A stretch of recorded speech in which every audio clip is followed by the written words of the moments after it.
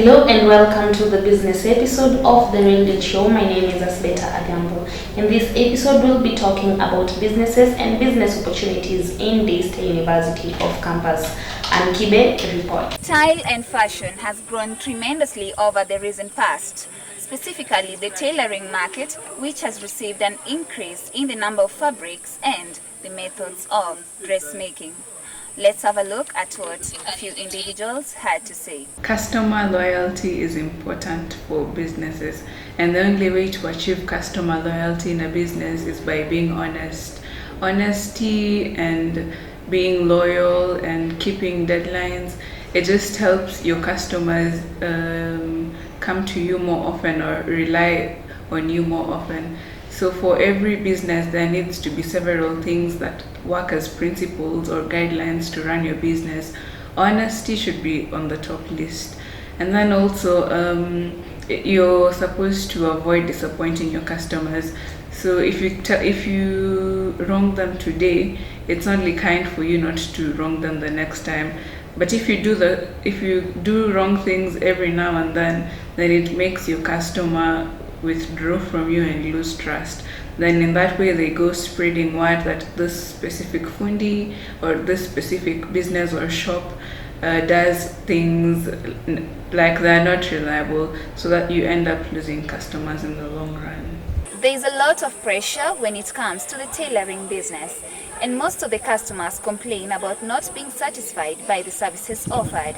What exactly happens to these businessmen and women who stop obeying the customers' boundaries? Let's hear from the experts. My name is Faith Hyogu. I am an accountant at Marart. And basically, honesty is one thing that should stand out in any business, and the importance of honesty. And I will give an example that most of us come to, we have all experienced this at one time of our lives, especially when we go to fundis who are making our clothes, and we are supposed to go for those clothes at a certain date, but most of them do not keep their word. And so when you go there, and you find that the dress that you wanted or the trouser that you wanted for work is not there, you get disappointed. And the moment that happens, you lose your customer as the person who is in charge of that business. That fundi, as much as it's a small business, a big business, honesty is important because you retain your customers. It makes your customers have trust in you.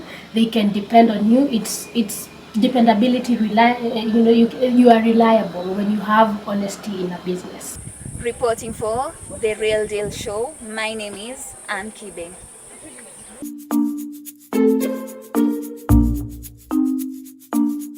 Welcome to yet another episode of The Real Deal Show. This is the business episode, and joining me today here is Salome Kiruri, one of the designers and tailors in Daystar University of Campus. Welcome, Salome. Thank you. How has business been for you? First, I started in 2014. So the business is slow actually, because first getting materials is very expensive. Then a sewing machine is really expensive. It's around 25,000. That's the electrical one. And customers these days, our market has been wiped off by the evidence and the growing of mitumba. Yeah, so that's the challenge for now. Okay, so do you have your shop, or what do you do exactly? No, for now it's just get an order, then make, then sell. You can't have a shop when you don't have a lot of orders coming through. Plus it's expensive. Okay, so how is the customer treatment? How do you treat your customers? Well, first the first customers I had are my friends and family. So it's really easy to relate to them because you know what they like, you know their style, and they give you specifications for what they want. So are they satisfied with your services? I've sold around 5 designs, and they recommended me to other people. So that means that they are really satisfied with my services and products. After ordering, or after them making orders, do they give you a timeline? Or It depends with if they have an occasion that they want to wear the clothes with, or if they have no timelines. So there are some who come with timelines, like I want it in 2 weeks, and there are some who say take your time. Do you meet the timelines when they do give you? You have to meet the timelines because they are customers and they are your customers, your first customers. So you want to get a recommendation, so you have to do your best work. So yeah, that's it. So what exactly do you think about the tailors or the designers who don't meet timelines? They tell you to come today. When you go, no, come tomorrow, such stuff. Well, first, a customer is the most important asset in growing a business.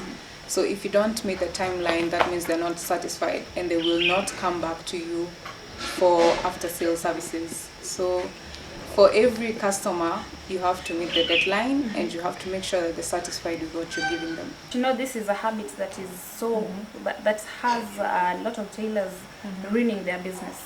Yeah. Yeah, you see, people are different. It depends on how much you want your business to grow. If you want it to grow, you will set timelines and you'll be given timelines and you will meet them because you want your business to grow, because the main person in a business is a customer. So if you don't take care of your customer, they will go to someone else who will take care of them better. That's why some businesses don't grow. So what about when someone maybe gives you a design and you can make it, you can make the design, but again it comes otherwise? That happens a lot. Yeah. So the thing you have to avoid is first, there are people when you don't have the raw materials like a sewing machine, what you have to do is recommend the person with your design to another tailor. And you know you don't trust every tailor because it's your own design. You have to trust them enough that they will make the product as you want it to look like. So of course there will be some difficulties. So the thing that I recommend is know the tailor you're going to, and also there are body shapes that are really hard to make clothes with. So yeah, Why do you think most tailors then accept to do something that they know they can't do? they want the money. Everyone wants money. So you'll go ahead and say, yeah, I can do it. So is it that tailors don't really love their job but they go for the money? It's 50-50. Some love their jobs and love money. Some do not love their job and still do not love the money. Well, that's really ironical. Then you said it's all about the customers. Then why would someone love the money more than the? Because you're a business, you need to make profit at the end of the day. You can't start a business and go at a loss. That means you're not in the business. Because for every business, you have to have returns on your investment. You're making an investment, so you have to get returns out. So you're trying to say that you should not trust tailors because It business comes first? depends on the tailor that you choose. If you have a history with the tailor and you trust them, yeah, that's loyalty. And that's important to a customer. So if you trust the tailor, go ahead. If you don't even try, because you will go at a loss. Thank you very much, Salome. Thank you for your time. You're welcome. Sunlight Tropical Sensations with fragrance that makes you happy. Clap along if you feel like a room without a roof. Clap along if you feel like happiness is the truth. Clap along if you know what happiness is to you. Clap along. Sunlight Tropical Sensations, a burst of happiness.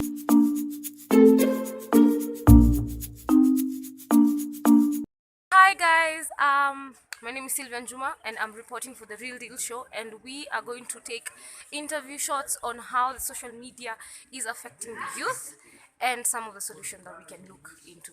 And first off, we have a couple of students here. Kindly introduce yourself and tell us how the social media is affecting the youth and some of the solutions I think we can have. I'm Josh Oluaga, and I think the social media has affected the youths both positively and negatively, in that through the social media they can engage in some activities that they may find job opportunities in them, and also they've engaged in so many bad things, like watching pornography. So, it's So would you say something has affected you in social media? How did you deal with it? me, Yes.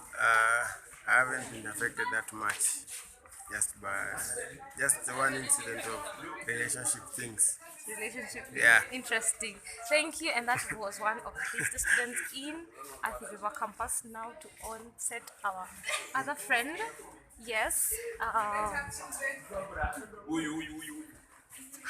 Hi. How are you? So we're doing an interview, the Real Deal show on social media. How has it affected the youth and some of the solutions you think we can have? So it does affect the youth, social media. Yes. It affects the youth in many different ways, in the perspective of some are able to be educated in their life aspects, and the bad ways it has affected people that some people are influenced to do as what they see in the social media, which is some bad vices, so they copy and tend to copy them, which affects them badly. Yes. Thank you. Would you say you personally have been affected one way or the other? And maybe how did you deal with it? I've been affected, but in the bad ways I always try and avoid to do the wrong things, but copy the good things that are there. Okay. Thank you. So that was also one of our students here at East University. Yes.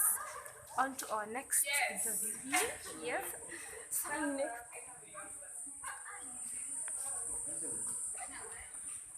Loga natafuta msichana bwana. Hawezi kwa nyote watoto wanaume kwa hii video.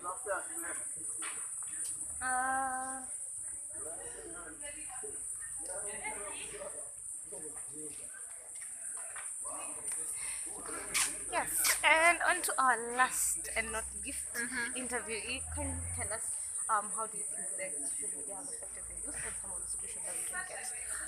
I think the social media has affected the youth in that we really don't have time to see each other, and we just like communicate over text, over WhatsApp, over whatever, as in like we're not usually into seeing each other face to face like the way me and you are here right now, and it affects like relationships. Like guys break up on social media, they make up on social media, they don't have time to go on dates, they don't, like the old-fashioned kind of thing. So I feel like people usually don't get to know each other real well because they're not together as in like physically, they're just on the phone. So I think like relationships are not really meant well, and I also think that social media kind of corrupts our thinking, because when we see another couple posting, we also want to post, but maybe we're not really happy. So I think that it's usually just a platform to console ourselves or to just show off. So I think like it hasn't really helped us because most of the things are negative. Yeah. Thank you. You're Thank you very much. So, and that's it for us here at Daystar University for the Real Deal show. My name is Sylvan Juma, reporting live for the Real Deal show. Thank you. Thank you for watching, and watch out for our next episode, which will be talking about politics. Remember to like, share, subscribe, and comment. I will leave you with a quote by Milton Berle. If opportunity doesn't knock, build a door. My name is Asleta Adhiambo.